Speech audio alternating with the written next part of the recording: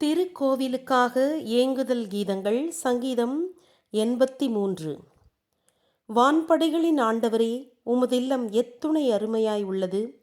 என் ஆன்மா ஆண்டவருடைய ஆலய முற்றங்களை விரும்பி தேடி சோர்ந்து போகின்றது.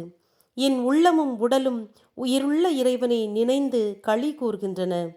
அடைக்கலான் குருவிக்கு வீடும் தகைவலான் குருவிக்கு தன் குஞ்சுகளை வைக்க கூடும் கிடைத்தது. சேனைகளின் ஆண்டவரே, என் அரசே, என் இறைவா, உம் பீடங்கள் உள்ள இடத்திலே கிடைத்தது. ஆண்டவரே, உம் இல்லத்தில் வாழ்வோர் பேறு பெற்றோர்.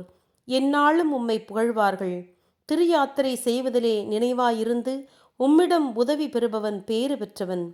வறண்ட பள்ளத்தாக்கில் அவர்கள் செல்லும்போது அதை அவர்கள் நீரூற்றாக செய்வார்கள்.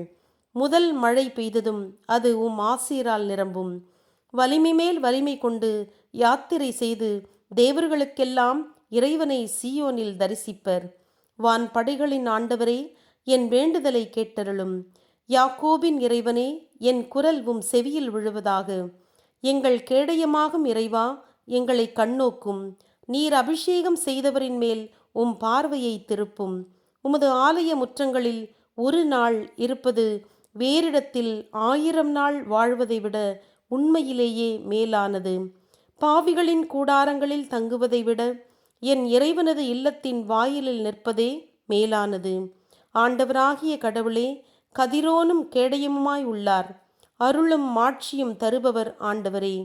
மாசின்றி நடப்போர்க்கு எந்த நலனையும் மறுக்க மாட்டார்.